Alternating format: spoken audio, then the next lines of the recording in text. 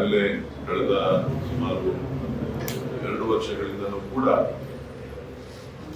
ಅನೇಕ ಬಾರಿ supreme court ಇಡಿ ಅಧಿಕಾರಿಗಳಿಗೆ ಇಡಿಗೆ ಸಂಬಂಧಪಟ್ಟಂತ ಕೇಸ್ಗಳನ್ನು ದಾಖಲೆ ಮಾಡ್ತಾ ಇದ್ದಾರೆ. ವಿಚಾರಣೆಗಳಿಗೆ ಅನವಶ್ಯಕವಾಗಿ ಮಧ್ಯಪ್ರವೇಶ ಮಾಡ್ತಾ ಇದ್ದಾರೆ. ಅದ್ರ ಬಗ್ಗೆ ಸಾಕಷ್ಟು ತೀಕ್ಷ್ಣವಾಗಿ ತಮ್ಮ ಎಲ್ಲೇ ಮೀರ್ತಾ ಇದ್ದೀವಿ ಅಂತಕ್ಕಂಥದ್ದನ್ನು ಕೂಡ ಹೇಳಿದ್ದಾರೆ. ಆದ್ರೆ ಇವತ್ತು ಎಲ್ಲವನ್ನು ಬಿಟ್ಟು ರಾಜಕೀಯ ಕೈಗೊಂಬೆಯಾಗಿ ಕೆಲಸ ಮಾಡ್ತಾ ಇರ್ತಕ್ಕಂಥದ್ದನ್ನ ನಾವು ನೋಡ್ತಾ ಇದ್ದೇವೆ. ಸೊ ಬಹುಶಃ ಕಳೆದ ವಾರ ಮದ್ರಾಸ್ ಹೈಕೋರ್ಟ್ ಅಲ್ಲೂ ಕೂಡ ಒಂದು ಕೇಸು ಬಹಳ ತೀಕ್ಷ್ಣವಾಗಿ ಉತ್ತರವನ್ನ ಇಡಿ ಅಧಿಕಾರಿಗಳಿಗೆ ಕೊಟ್ಟಿದೆ. ಸೊ ಇಡಿ ಒಂದು ರಾಜಕೀಯ ಪ್ರೇರಿತವಾದಂತ ದಾಳಿಯನ್ನ ಮಾಡಲಿಕ್ಕೆ, ವಿರೋಧ ಪಕ್ಷಗಳನ್ನ ಬಗ್ಗು ಬಡಿಲಿಕ್ಕೆ ಇಡಿಯನ್ನ ಕೇಂದ್ರ ಸರ್ಕಾರ ಬಳಕೆ ಮಾಡಿಕೊಳ್ತಾ ಇರೋದು ಇವತ್ತು ನ್ಯಾಯಾಲಯಕ್ಕೆ ಮಾತ್ರ ಅಲ್ಲ, ಇಡೀ ದೇಶದ ಜನರಿಗೆಲ್ಲರೂ ಕೂಡ ಅರ್ಥ ಆಗಿದೆ. ಬಹುಶಃ ಮುಂದಿನ ದಿನಗಳಲ್ಲಾದ್ರೂ ಕೇಂದ್ರ ಸರ್ಕಾರ ಈ ಒಂದು ದ್ವೇಷದ ರಾಜಕಾರಣವನ್ನು ಬಿಟ್ಟು ಅಭಿವೃದ್ಧಿ ರಾಜಕಾರಣದ ಬಗ್ಗೆ, ಅಭಿವೃದ್ಧಿಯ ಬಗ್ಗೆ, ದೇಶದ ಆಗುಹೋಗುಗಳ ಬಗ್ಗೆ, ದೇಶದ ಜನರ ಸಮಸ್ಯೆಗಳ ಬಗ್ಗೆ, ದೇಶದ ಯುವಕರ ಭವಿಷ್ಯದ ಬಗ್ಗೆ ಚಿಂತನೆಯನ್ನ ಮಾಡಲಿ ಅಂತ ಹೇಳಿ ನಾನು ಒತ್ತಾಯವನ್ನ ಮಾಡ್ತೇನೆ. ಬಟ್ ಇಡಿಯಿಂದ ಎಷ್ಟು ಡ್ಯಾಮೇಜ್ ಆಗಬೇಕು ಅಷ್ಟು ನಾಯಕರುಗಳಿಗೆ ಆಗ್ತಾನೆ ಇದೆ ಸರ್. ನೋಡಿ, ರಾಜಕೀಯ ಪಕ್ಷಗಳು ರಾಜಕಾರಣದಲ್ಲಿ ಎಲ್ಲವನ್ನು ಕೂಡ ಸಹಿಸಲಿಕ್ಕೆ ಸಿದ್ಧರಾಗಿರ್ತಾರೆ. ಆದ್ರೆ ಕೆಲವರು ಇದನ್ನ ಗಾಢವಾಗಿಟ್ಕೊಂಡು ಅವರನ್ನ ಸದೆ ಬಡಿತಕ್ಕಂಥ ಕೆಲಸಗಳು ಕೂಡ ಬೇರೆ ಬೇರೆ ರಾಜ್ಯಗಳಲ್ಲಿ ಬೇರೆ ಬೇರೆ ಪ್ರಕರಣಗಳಲ್ಲಿ ನಾವು ನೋಡಿದ್ದೇವೆ. ಇವತ್ತು ಈ ರೀತಿ ಆಗಬಾರದು ಅಂತಕ್ಕಂಥದ್ದು ಎಲ್ಲೋ ಒಂದ್ ಕಡೆ ಸುಪ್ರೀಂ ಕೋರ್ಟ್ ನ ತೀರ್ಪು, ಅವರು ಬಳಸಿರ್ತಕ್ಕಂಥ ಪದ ಇವೆಲ್ಲವೂ ಕೂಡ ನ್ಯಾಯಕ್ಕೆ ಎಲ್ಲೋ ಒಂದ್ ಕಡೆ ಗೌರವ ಸಿಕ್ಕಿದೆ ಅಂತ ಹೇಳಿ ಭಾವಿಸ್ತಾರೆ. ಶಿವಕುಮಾರ್ ಕೂಡ ಹೇಳಿದ್ರು, ನಮ್ಮ ಮೇಲೆ ಆಗಿರ್ತಕ್ಕಂಥ ಪ್ರಕರಣಗಳು ಉದಾಹರಣೆ ತನಿಖೆ ಮಾಡ್ತಾರೆ, ಕೇಸ್ ಫೈಲ್ ಮಾಡ್ತಾರೆ. ಅದೇನಾ ಇಡಿ ಅವರು ಈಗ ನಮ್ಮ ಮೇಲೆ ಕೇಸು ಪ್ರಕರಣ ವಜಾ ಆಗಿದ್ರು ಕೂಡ ಸಿಬಿಐ ಇನ್ಕಮ್ ಟ್ಯಾಕ್ಸ್ ಬರೋದು, ಇನ್ಕಮ್ ಟ್ಯಾಕ್ಸ್ ಅವ್ರು ಸಿಬಿಐ ಇದು ಬೇನಾಮಿಗೆ ಬರೋದು, ಬೇನಾಮಿ ಅವ್ರು ಇಡಿಗೆ ಬರೋದು, ಇಡಿ ಅವ್ರು ತಿರ್ಗಾ ಸಿಬಿಐ ಬರೋದು, ಸಿಬಿಐ ಅವ್ರು ತಿರ್ಗಾ ಇಡಿಗೆ ಬರೋದು. ಸೊ ಪ್ರತಿ ಹಂತದಲ್ಲೂ ಕೂಡ ಯಾವುದೇ ಒಂದು ಪ್ರಕರಣದ ಸುಳಿಯಲ್ಲಿ ಸಿಕ್ಕಿಸಿ ಅವರನ್ನ ಸದೆ ಬಡಿತಕ್ಕಂಥ ಪ್ರಯತ್ನಗಳು ನಡೀತಾ ಇದೆ ಹೊರತು ನ್ಯಾಯಕ್ಕೋಸ್ಕರ ಹೋರಾಟ ಮಾಡ್ತಾ ಇಲ್ಲ. ಅನ್ಯಾಯ ಆಗಿದ್ಯಾ, ನ್ಯಾಯ ಆಗಿದ್ಯಾ, ಏನ್ ತಪ್ಪಾಗಿದೆ ಅನ್ನೋದನ್ನ ಕಂಡುಹಿಡಿತಾರೆ. ಎಲ್ಲೋ ಒಂದ್ ಕಡೆ ಎಲ್ಲರೂ ಒಂದ್ ಕಡೆ ತಪ್ಪಿಸ್ಕೊಂಡ್ರೆ ಇನ್ನೊಂದ್ ಕಡೆ ಇಡ್ಕೋಬೇಕು ಅನ್ನೋ ಒಂದು ಪ್ರವೃತ್ತಿಯನ್ನು ಬಳಸ್ಕೊಂಡು ಕೇಂದ್ರ ಸರ್ಕಾರ ಕೆಲಸ ಮಾಡ್ತಾ ಇದೆ. ಧರ್ಮಸ್ಥಳದಲ್ಲಿ ಬಹಳ ಇಡೀ ದೇಶಾದ್ಯಂತ ಸಂಚಲನ ನಡೆಸ್ತಾ ಇದೆ. ಸರ್ಕಾರ SIT ಮಾಡಿದೆ, ಬಟ್ ಕೆಲವ್ರನ್ನ ರಕ್ಷಣೆ ಮಾಡ್ತಾರೆ, ಇದೇ ಕಾರಣಕ್ಕೋಸ್ಕರ SIT ಅನ್ನುವಂತ ವಾದ. ಒಂದು ಧರ್ಮಕ್ಷೇತ್ರವನ್ನ ಟಾರ್ಗೆಟ್ ಮಾಡಲಾಗ್ತಿದೆ ಅಂತ ಅನ್ಸುತ್ತೆ ಅಥವಾ? ಧರ್ಮಸ್ಥಳ ಶ್ರೀ ಕ್ಷೇತ್ರ ಬಹುಶಃ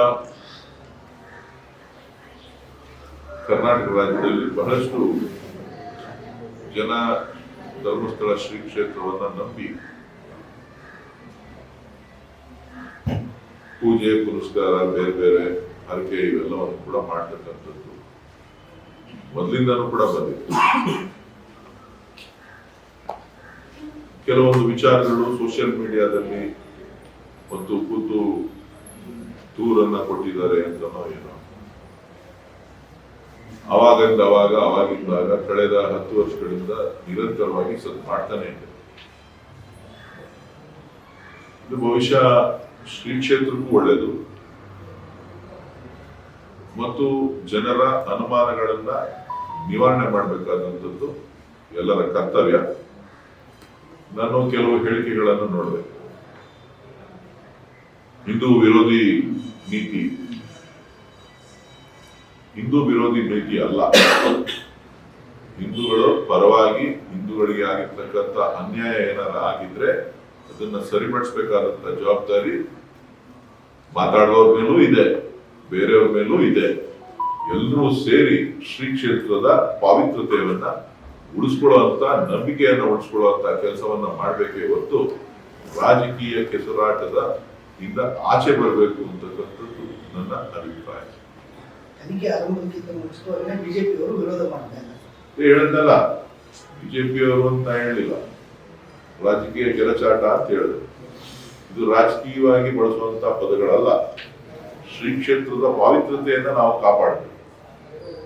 ಶ್ರೀ ಕ್ಷೇತ್ರಕ್ಕೆ ಈಗ ನಾನು ಕೂಡ ಪ್ರತಿ ವರ್ಷ ಏನೇ ಕೆಲಸ ಇದ್ರು ಒಂದ್ಸಾರಿ ನಾನು ಮಂಜುನಾಥನ ದರ್ಶನಕ್ಕೆ ಹೋಗ್ತೀನಿ. ಸುಮಾರು ಒಂದು 45-50 ವರ್ಷದಿಂದ ಕೂಡ ನಿರಂತರವಾಗಿ. ಸೊ ನಂಬಿಕೆ ಅಂತಕ್ಕಂಥದ್ದು ಬಹಳ ಮುಖ್ಯ. ಸೊ ಯಾರು ತಪ್ಪು ಮಾಡಿದ್ದಾರೆ, ಯಾರ ಕಡೆಯಿಂದ ತಪ್ಪಾಗಿದೆ ಅನ್ನೋದು ಯಾರಿಗೂ ಗೊತ್ತಿಲ್ಲ. ಶ್ರೀ ಕ್ಷೇತ್ರದ ಹೆಸರಿನಲ್ಲಿ ಏನಾದರೂ ಆ ತರದ ಅಪಮಾನಗಳಿದೆ, ಶ್ರೀ ಕ್ಷೇತ್ರದ ಉಸ್ತುವಾರಿಗಳು ಅದನ್ನ ಸರಿಪಡಿಸ್ಕೊಂಡು ಸರಿ ಮಾಡಬೇಕಾದಂತ ಜವಾಬ್ದಾರಿ ಕೂಡ ಅವ್ರ ಮೇಲೆ.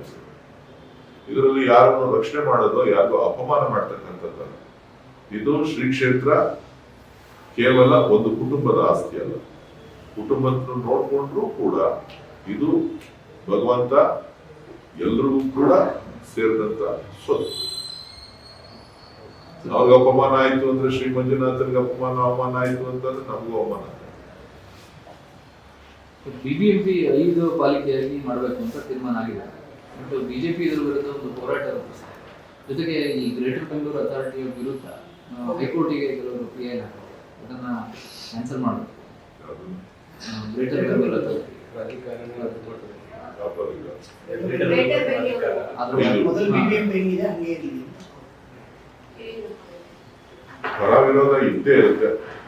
ಇದನ್ನ ಸರ್ಕಾರ ಗಮನ ಹರಿಸ್ತದೆ. ಬಟ್ ಗ್ರಾಮಾಂತರ ಎಲ್ಲನೂ ಇದ್ರ ವ್ಯಾಪ್ತಿಗೆ ಬರ್ತಾ ಇದೆ.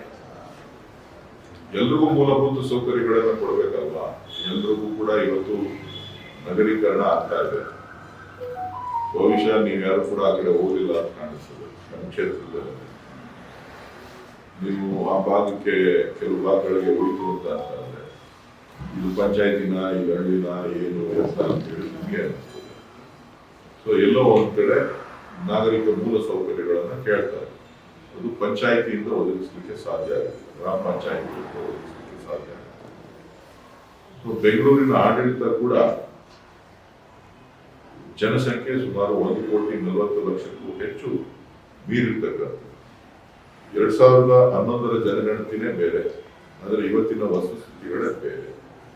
ಸೊ ಹಾಗಾಗಿ ಆಡಳಿತ ನಡೆಸಬೇಕಾದ್ರೆ ಒಬ್ಬ ಕಮಿಷನರ್ ಇಂದ ಎಲ್ಲವೂ ಕೂಡ ಸಾಧ್ಯ ಆಗುತ್ತೆ. ಉತ್ತಮವಾದಂತಹ ಆಡಳಿತವನ್ನ ಕೊಡಬೇಕು ಅಂತಕ್ಕಂಥ ದೃಷ್ಟಿಯಿಂದ ಸರ್ಕಾರ ಇವತ್ತು ಕೆಲವೊಂದು ತೀರ್ಮಾನಗಳನ್ನ ತೆಗೆದುಕೊಂಡಿದೆ.